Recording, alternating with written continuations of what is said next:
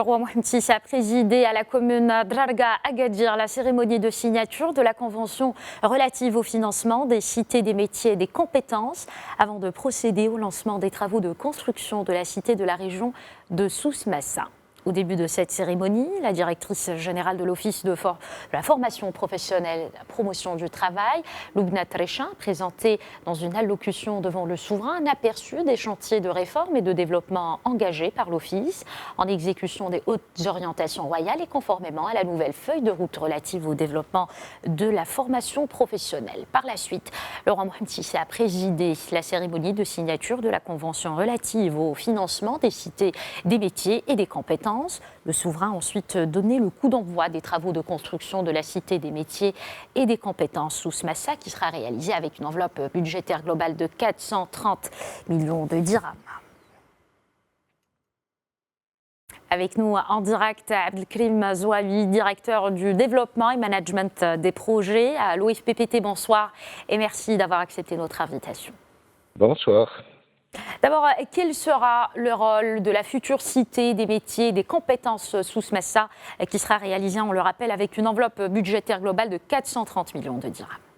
Alors, si vous permettez, le programme des cités des métiers et des compétences, colonne vertébrale de la nouvelle feuille de route pour le développement de la formation professionnelle, vise à inaugurer une nouvelle génération d'établissements de formation professionnelle, favorisant l'employabilité des jeunes, la compétitivité des entreprises et la création de valeur au niveau des territoires au niveau national. Alors, les cités, d'une façon générale, ils étaient pensés pour réunir toutes les conditions nécessaires à une formation professionnelle de qualité et répondant aux besoins réels du marché de l'emploi.